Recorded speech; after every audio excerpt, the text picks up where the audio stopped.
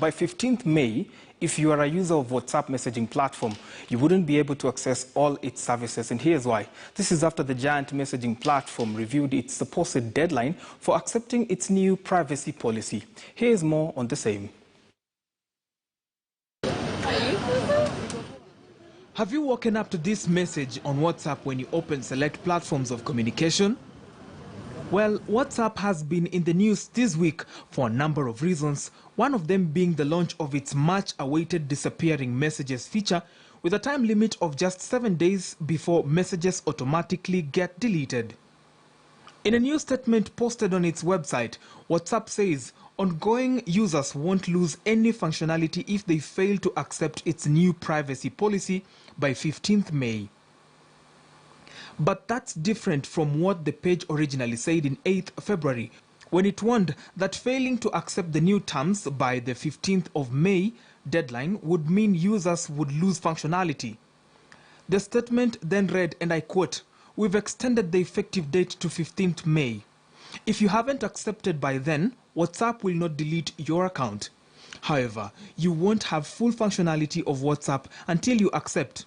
For a short time, you'll be able to receive calls and notifications, but won't be able to read or send messages from the application." End quote. The difference is that anyone who doesn't accept the policy now won't lose full functionality immediately. Instead, they'll be repeatedly shown a reminder to accept the new policy.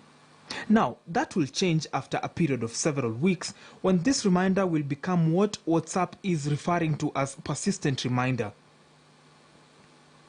It's at this point that the app's functionality will become limited. Although users will still be able to answer incoming calls and respond to messages by tapping on the notification, you won't be able to access the standard chat list from within the application. Finally, after a few additional weeks, users will lose this limited functionality entirely. WhatsApp says it generally deletes inactive accounts after 120 days. Consequently, this recent move has attracted backlash from ardent users who, in a show of protest, switched to alternative messaging applications like Telegram. So when it's all said and done and 15th May comes and passes, are we likely to see a similar exodus, or will it be a case of better the devil you know? Brian George, Otieno, KTN News, Nairobi. All right, the Kenya Power and Lighting Company has partnered with community-based organizations in Mathare